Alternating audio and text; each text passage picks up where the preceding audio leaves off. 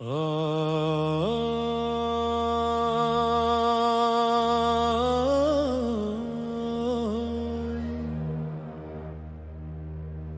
las aguas del diluvio descendieron,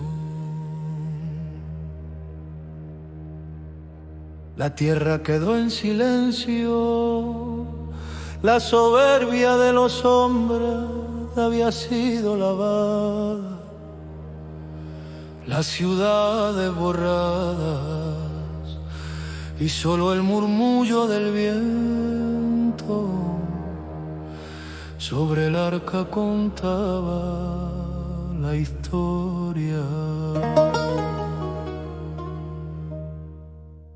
Entonces el Elión, el Altísimo, habló a Noa: mi pacto será contigo y con tu descendencia. Pondré mi señal en los cielos, un arco iris que unirá el cielo con la tierra, lo eterno con lo mortal. Y allí sobre la nube apareció la promesa. No era solo color, era memoria. No era solo luz, era misericordia. Era el santo bendito sea diciendo: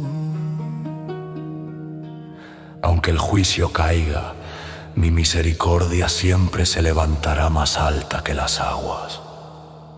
Hermanos, ¿qué es este arco sino un espejo del alma? Así como la lluvia rompe la nube, también las lágrimas limpian el corazón. El arco iris aparece cuando la luz toca las gotas, cuando la gracia de Adonai toca nuestras heridas.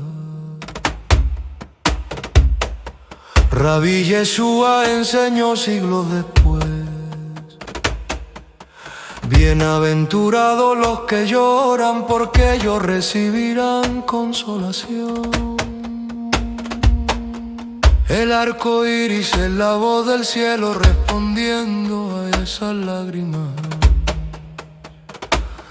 recordándonos que no hay tormenta que dure para siempre. Pero escuchen bien, el arco iris aparece después de la tormenta, no antes.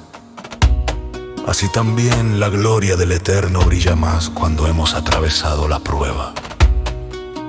No temáis a las aguas que golpean, porque son el camino hacia la promesa. Después del juicio, la misericordia. Después de las aguas, la vida. El pacto del arco iris nos llama hoy a ser señales de esperanza en un mundo cansado, a ser reflejo de misericordia cuando todos esperan condena, a recordar que la última palabra no la tiene la oscuridad,